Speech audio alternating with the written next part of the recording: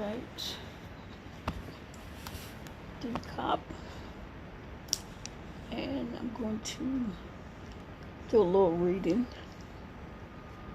About 4:34 in the morning. Let's see. The name of this book is Memoir of a Debulked Woman Enduring Ovarian Cancer. This is titled Diagnosis. When I heard the diagnosis of ovarian cancer on November the 5th, 2008, I assumed it was a death sentence. Lying on a gurney in a hospital hallway, I concentrated on accepting my impending mortality with equanimity. Scientific advances have not yet made a significant impact on detection or treatment, and ovarian cancer remains largely incurable. The January 2010 Mayo Clinic website contests my judgment by suggesting that medical science has progressed far enough for us to jettison depressing assumptions. Until recently, MayoClinic.com states ovarian cancer was known as a silent killer because it usually wasn't found until it had spread to other areas of your body. But new evidence shows that most women may have symptoms even in the early stages, and awareness of symptoms may hopefully lead to early detection. Upbeat as these sentences sound, note the hedges and qualifiers. Most women may have symptoms, and awareness of symptoms may hopefully lead to early detection. A standard guide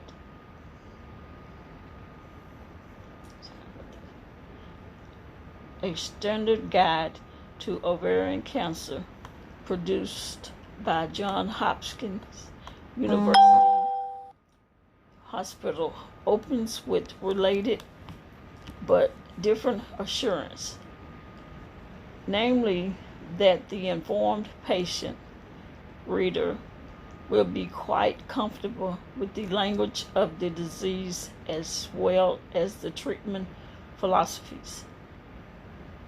In various venues, courageous women speak forthrightly about ovarian cancer as a chronic and treatable illness with which they continue to live. Statistics, however, tell another, more pessimistic tale. Long-term survival rates have hardly improved since the 1970s because more than 70% of women present with disease spread beyond the ovaries. Even with sophisticated medical care, most of these patients suffer terminally recurrence a few years after diagnosis. People with ovarian cancer die of ovarian cancer. A blunt doctor explains in a novel by Richard Powers. What do women experience between diagnosis and death, or within a narrow framework? During initial and successive treatments, there were 21,550 new cases of ovarian cancer that occurred in the United States in 2009, and an additional 14,600 women died from it. It used to be estimated that 1 out of 70 American women will get the disease. The deadliest of all gynecologic cancer, though recently the number sometimes cited is 1 in 55. There are very few published personal accounts for them to consult since for decades, indeed for centuries, women have generally maintained silence about the silent killer. Possibly theirs were not stories about being quite comfortable with their physician's language or treatments. Possibly the disintegration of the body stalled the composing of narratives or despondencies attendant upon the disintegration of the body took its toll.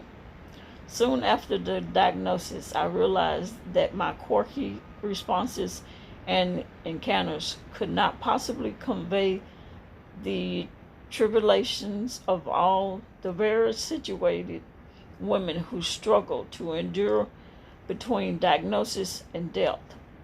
But certain factors in my background and situation would make it possible for me to find the few accounts that do exist and to record what has thus far gone unrecorded.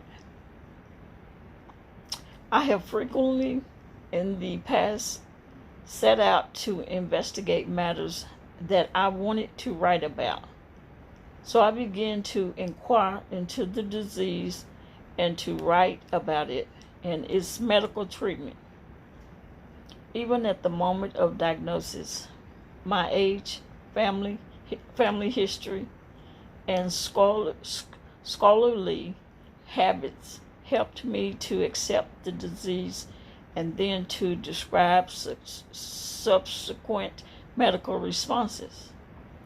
But I was not prepared for the horrible ordeals many ovarian cancer patients undergo. Acquaintance upon hearing the diagnosis would not sustain me or could not be sustained during the 6 months that followed.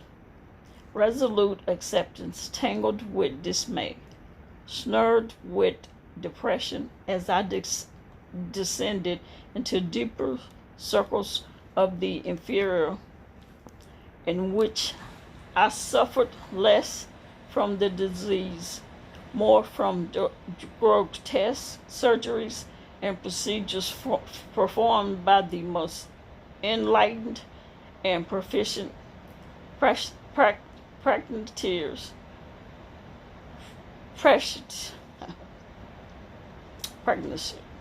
of contemporary medicine. My treatment imperils my health.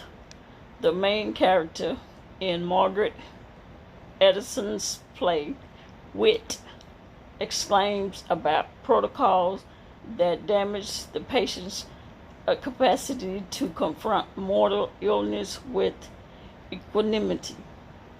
As imaginative rather than medical, authors insist current remedies do not cure the disease. Instead, they debilitate the person dealing with it until she barely recognizes her mind, spirit, or body as her own.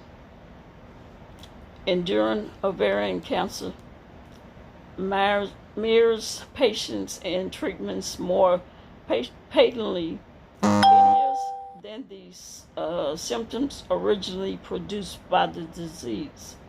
While ovarian cancer itself endures as it has for centuries, unchecked in any significant way by the new findings of contemporary science. Surely at this point, I should have been ready to relinquish the proactive advice of physicians, bow to the consequences of the incurable nature of the disease, and embrace my imminent fate. yet weirdly unpredictable. Even after those horrific 6 months, I continued to seek out medical interventions. If I start out skeptical about the current treatments of ovarian cancer and soon grew convinced of their barbarians, why then did I, a woman persuaded that I had been granted a richly rewarding existence, a person for some time committed to hospice and to the acknowledgement of my own mortality, continue to pursue subsequent protocol that prolonged or escalated my misery? Under what circumstances and why do the incurable ill delay the decision to relinquish expensive and debilitating treatments that cannot cure our diseases? These questions and their provisional answers proliferate on the slope leading to the state called terminal. At times, it may be difficult to ascertain exactly where and when that slippery slope began to exert its gravitational pull on the debulked woman. Debulking is the surgical removal of a part of a malignant growth that cannot be totally excised. Remains the standard initial response to advanced ovarian cancer. Yet it is used only in specific malignancy. As generally partial removal of a tumor is not considered a worthwhile intervention, according to the entry on Wikipedia. Emphasis mine. Can it be possible that none of the medical responses to ovarian cancer should be judged worthwhile interventions? When my engagement with the disease began, such a frightful possibility did not enter my mind, because I had previously enjoyed some 60 good years on earth, as well as an appreciation of them. I had not yet comprehended the difficulty of weighing life-extended measures against their capacity to destroy the pleasures of existence. At the close of the day on which Indiana turned a Democratic blue state for the first time in almost half a century, I watched that color cast a pall over the face of a young doctor interpreting a CT image in an emergency room. The hospitalist, what an odd name for a person with an important job, was clearly rattled. Neither acute pain nor a detected lump, only an odd feeling of satiety and digestive problems had brought me to the Bloomington Hospital for a scan on the afternoon of November the 5th. Though the scan could not be described as taxing, after dinner I felt uncomfortable and curious enough about the findings to make my way to the hospital, where only the ER was open and staffed. There and then, a doctor hastily processed papers for admission to the hospital, presumable to get me more quickly to an oncologist. I remember a moment of extraordinary calm when left on a gurney with a whisper of the initial diagnosis of advanced ovarian cancer. The phrase "praying to accept" sounds patently inadequate to describe this experience, for it resonates with too many connotations of rigorous training in spiritual meditation, which I had never undertaken. Rather, left to my own devices in a generic hospital hall, relief was in some small measure part of what I felt descending. A spontaneous and weird sense of liberation, if not a sort of elation or euphoria. A pervasive sense of release or reprieve took hold, not unprompted, but instead prompted by the worst possible news. The preceding night, one of my dear British cousins had phoned me with high hopes for a Barack Obama landslide in the 2008 election. But I felt superstitious about predictions of victory being met with reprisal from the gods. Though for weeks I had been glued to CNN and the online New York Times. From the visit to the ER onward, my window to the world began to be fogged or curtailed, so I could only intermittently peer through its gauzy veil as I immigrant from the world of the healthy to the domain of the ill. A habitat not nearly as monochromatic as it is often assumed to be. For at times fogs accentuate certain spectrum, just as curtains filter dusty shafts or glowing beams, calling forth uncanny new features on lights and shadows. The external world of current events and work-related matters may fade or flatten, but the internal realm of the psyche, tied to an ever-modified and modifying body and to intimate relationships with family and friends, takes on nuisance and absorbing patterns. My composure contracts sharply with the often expressed sentiment, why me? That some cancer patients use as shorthand to lament or protest the unfairness of their dreaded condition. But I never believed that people get what they deserve or that virtue finds its rewards. Regardless of my efforts to live a responsible and responsive life, it never entered my mind that I might be exempt from the common lot.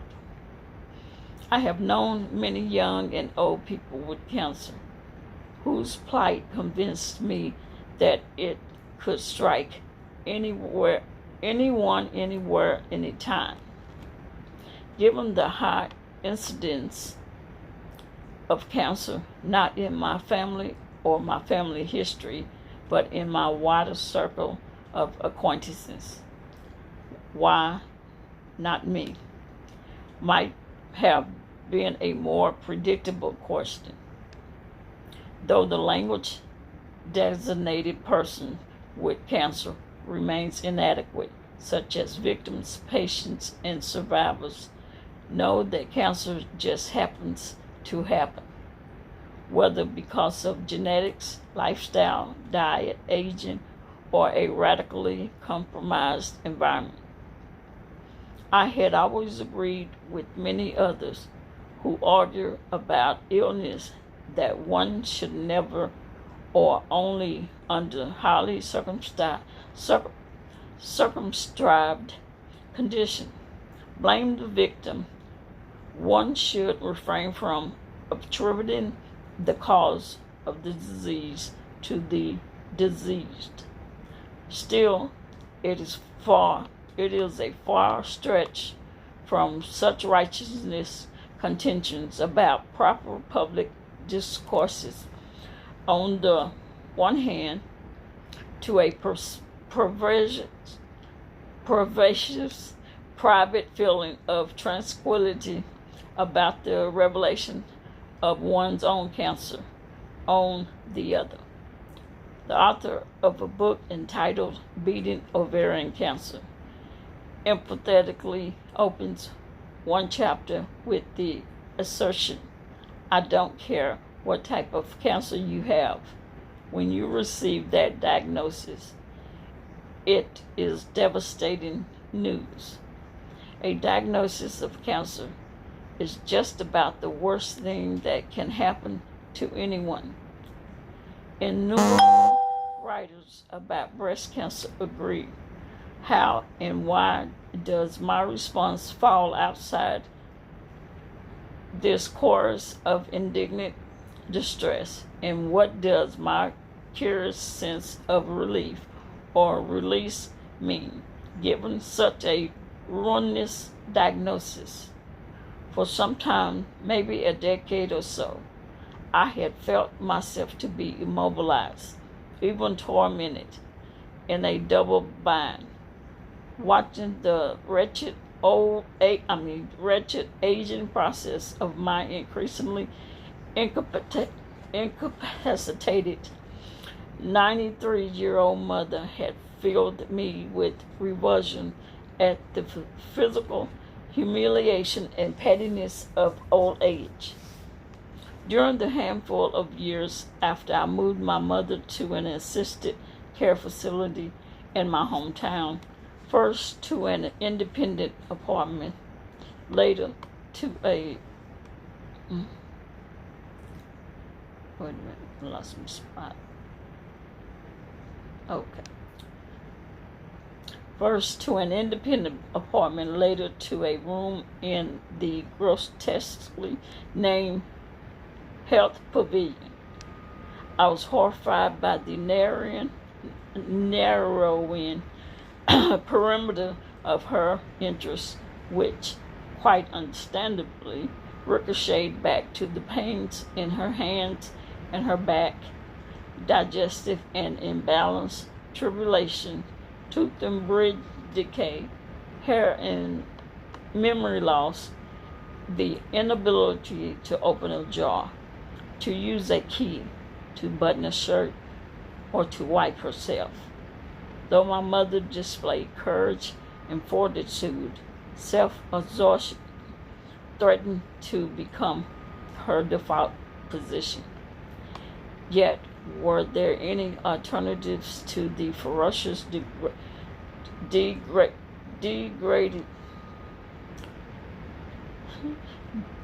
degradations of aging? And I didn't get that right. As a 15-year-old adolescent, I had suffered acutely because of the decision of my 56-year-old father to commit suicide, and resolved that I would never harm my children as I had been injured by a parent's decision to die. There, in a crevice between the steep tilt and the debilitating old age, my ailing mother, and the blank rock face of self-destruction, my dead father, I had twisted for quite some time, bewildered by not knowing how to find a way out. In my 60s, as I approached retirement, I continually mulled over the fact that I didn't want to grow increasingly decrepit and dependent, but I also did not want to take my own life. Now, with the diagnosis of what I suspected to be an unbeatable ovarian cancer, I apprehended that shades of the old age home need no longer close about me. And even if I eventually resorted to some sort of pain management that hastened the dying process. It would be interpreted not as a rejection of the husband and daughters and friends I cherish, but rather as a last-minute escape from the unendurable suffering caused by a mortal disease. Yet there were other elements to this free-floating sensation of deliverance on the hospital gurney. One absence from the most recent account I had happened to read about one of cancer's most famous fatalities, Susan Sontag, according to her son's memoir of her tenacity quest for cures, raged against the dying of the light throughout her bouts with increasingly virulent forms of cancer. For her, extension was unimaginable, given her deep refusal of death itself.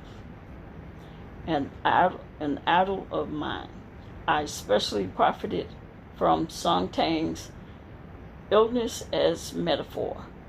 She apparently never expressed the sort of clarity and stillness that I felt myself inexplicably encountering here at the start of a process in which I would inevitably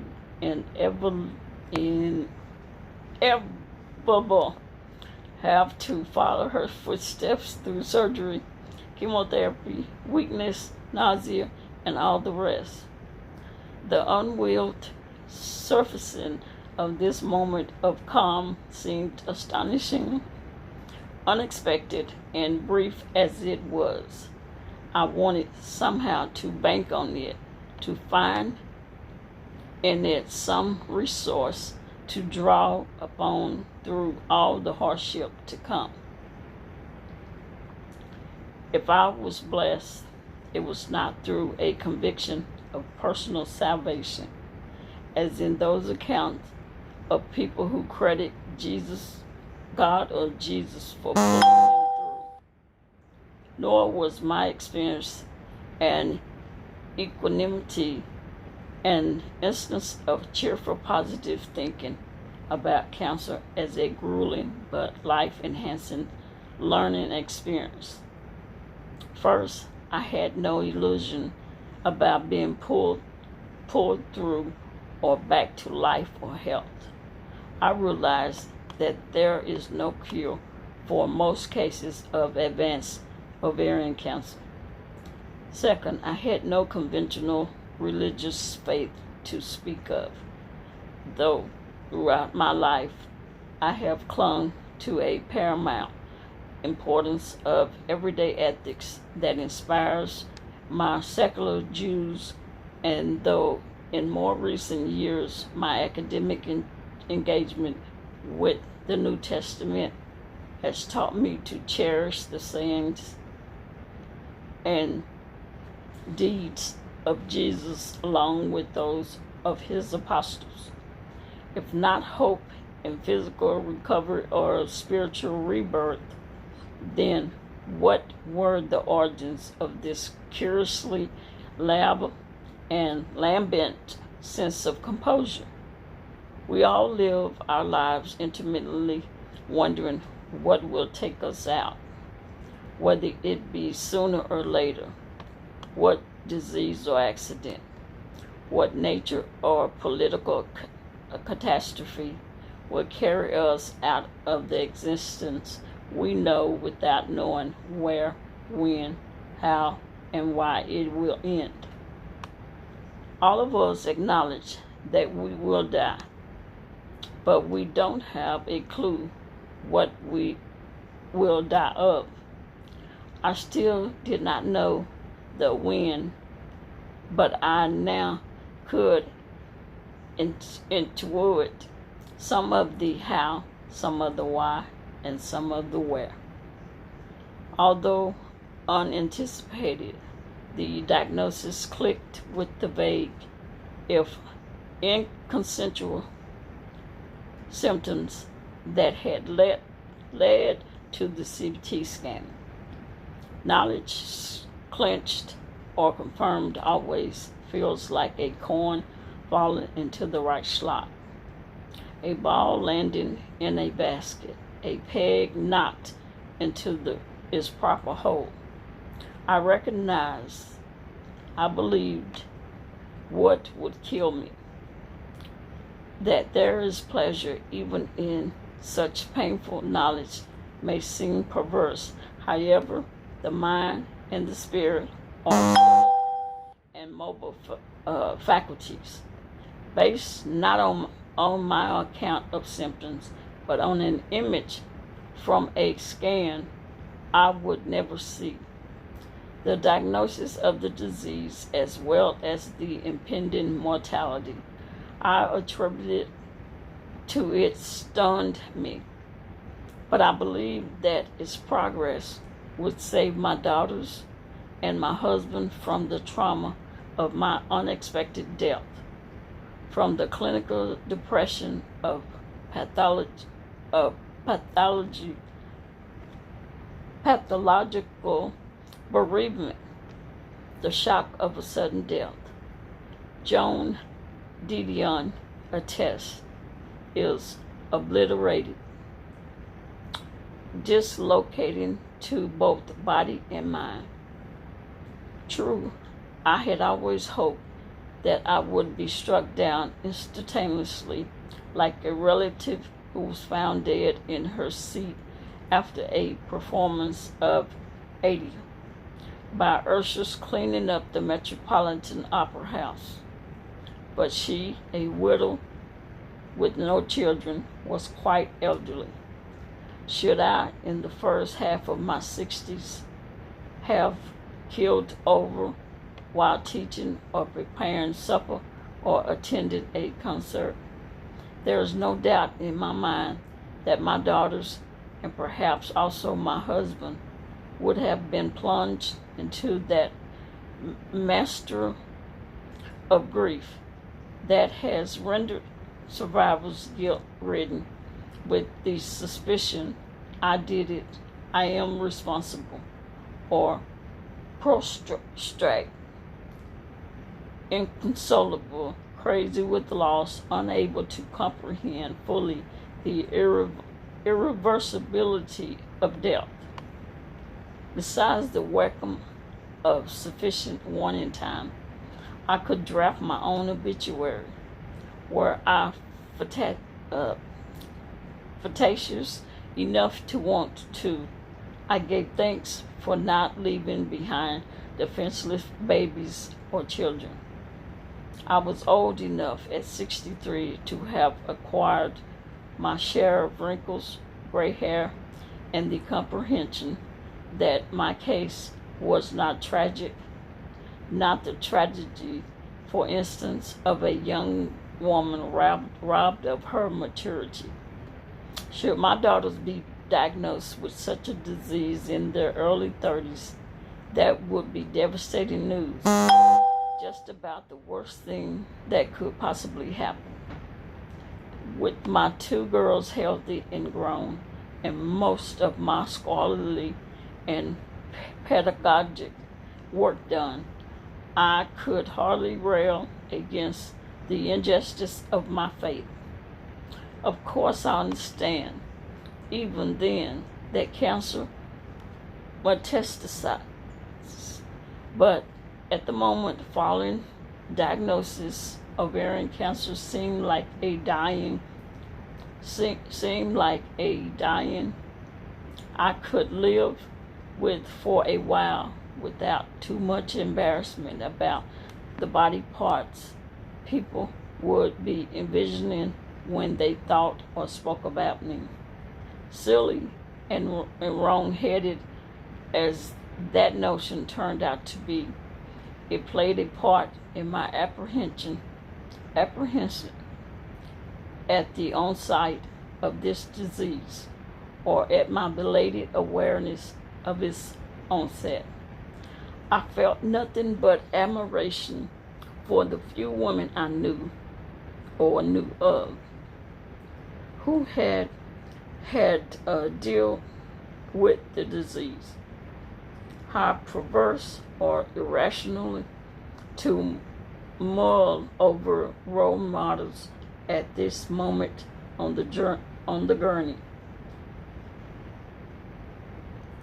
But I assumed I had the most common form of ovarian cancer, what I now know as epithelial cancer, originating from the tissue covering or lining the ovary.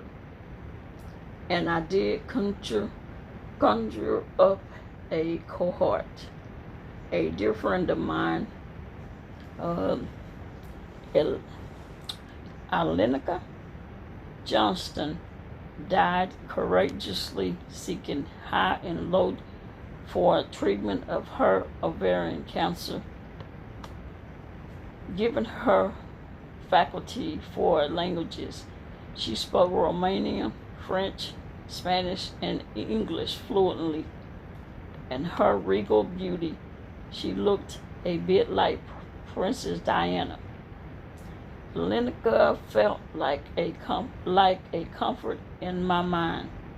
There was Gillian Rose as well, a bright scholar of the Holocaust, in whose philosophical works I had read widely, not to mention Gilda Rayner, who at times had achieved the hilarious inanity of Lucille Ball. Wacko as it seemed, at least I could imagine others in my situation, and I knew a little about my ovaries. I had spent my adult life studying women, specifically women's understanding their body and how those understood bodies influenced the cultures they inhabited and created. Would I have wanted to die of diseases unfamiliar to me, say Huntington's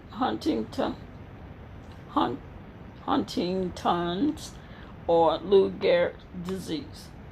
Throughout my year or more with ovarian cancer, I would borrow from the library as many patient accounts and imaginative work as I could find to twine my experiences with those of other women, fictional and real, from the past and the present, straight as it may seem, to perhaps the descending peacefulness on the gurney related as well to my recent and disorientating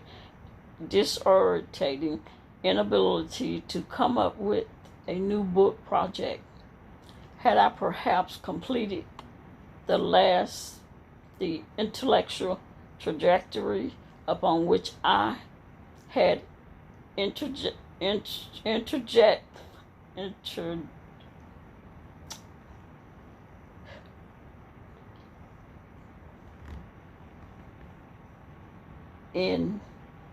energetically embarked so many decades ago, was the beginning of my end arriving at a timely moment.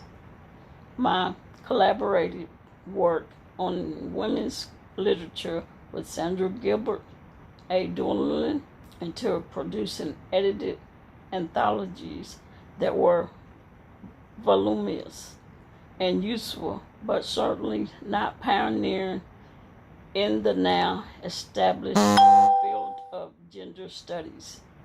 The collaboration had been followed by a series of solo engagements with African American and Jewish studies, and then oddly by a brand new topic for me, the subject of Judas Iscariot, something like that. Jesus' 12th apostle. with Judas, a biography in page proofs by the fall of 2008. I had tinkered with fresh book ideas, but without conviction.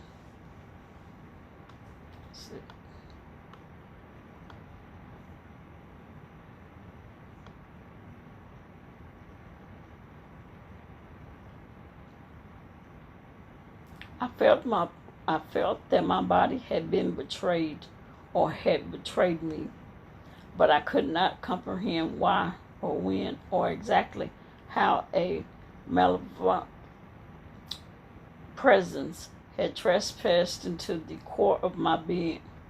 Ovarian cancer sneaks up on women. Medical authorities agree.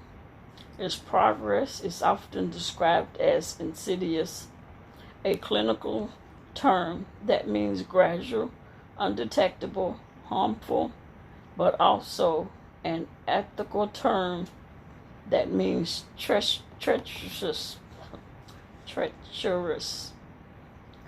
lying in wait to ensnare Wiley. Like the kiss of Judas, Jack Stacy explains about the malignant cancer cell. Its generosity masks a desire to destroy its keeper. Could I handle advanced and incurable ovarian cancer without being overpowered by anger and terror, without wreaking havoc on my husband's and children's life? The oncologist in the Bloomington Hospital ascribed my spacey silence to shock at the diagnosis, and perhaps he was right. But I had been given an opportunity not available to the victims of fatal strokes or heart attacks or car crashes. Absurd and ungrounded, the brief moment of tranquility in the hospital hall could become a tiny spool, unwinding throughout the months to follow, or so I prayed.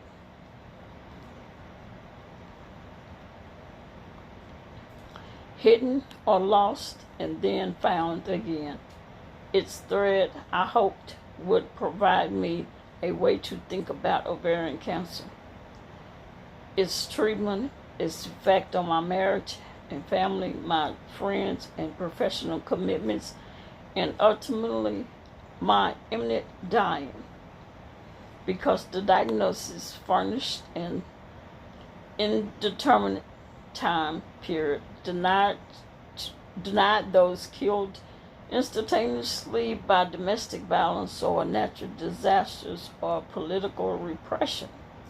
I could use the granted months or years to see if writing might sustain a degree of acceptance comparable to what meditation instills in others.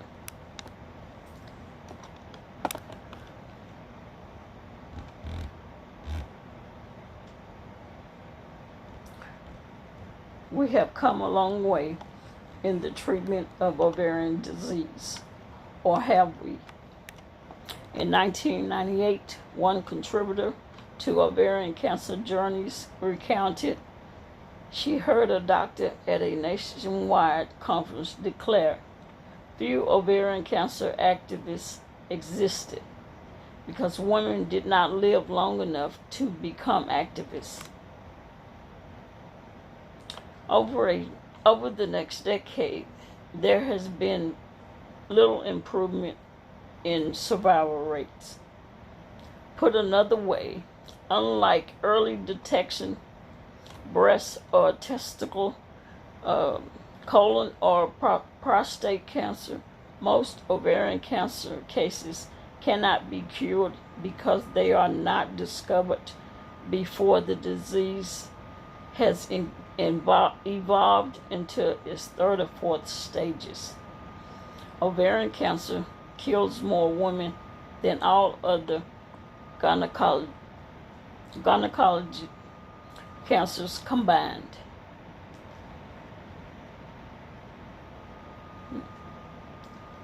If cancer is one of the most dreaded words in the English language. Then for most women, ovarian is the worst objective to place before us. And all the bad news we sometimes deal with in gynecology, this is the most frightening. The research upon which I immediately embarked confirmed my hunch that my unexpected diagnosis was dire. Ovarian cancer is the most lethal of all the gynecology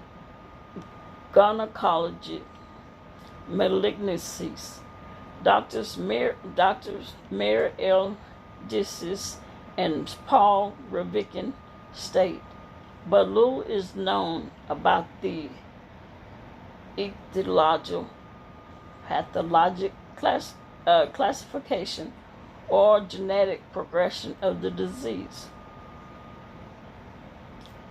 Writing in 2003, they explained that most patients diagnosed with more advanced stage disease go on to develop disease recurrence. Since the vast majority of women have their ovarian cancer diagnosed at stage 3 or 4, only a small percent gain what is called a durable remission. The rest faces recurrences. Here are statistics from a few years ago.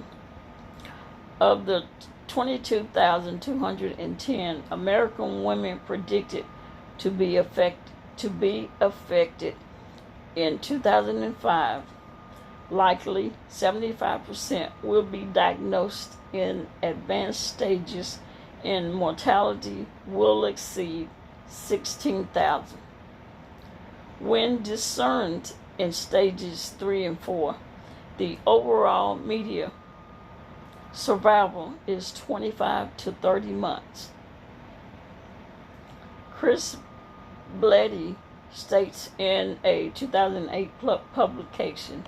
A 2009 publication asserts that the majority of ovarian cancer patients present with advanced stage 3 or 4 high-grade disease. Most of these patients, therefore, relapse after treatment and die.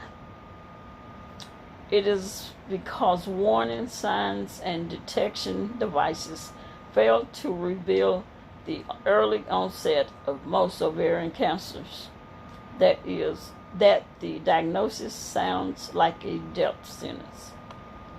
The leading cause of American women's death from gynecologic cancer, ovarian cancer, exhibits warning signs that are easily missed or dismissed. What woman, after all, does not experience and generally put up with one or several of its symptoms? Bloating, fatigue, a feeling of satiety, I don't know what that is, indigestion, a recurrent back or abdominal or pelvic pain, urinary frequency, flatulence, irregular periods, spotting, cramping, constipation, shortness of breath, pain during intercourse, or incontinence. To be sure, on a literal level, the Mayo Clinic website can justifiably state that ovarian cancer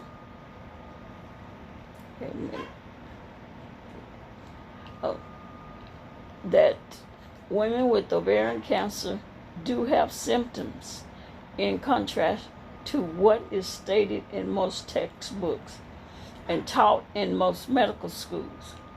If women and their physicians were educated about the early warning signs, they could assign them proper significance.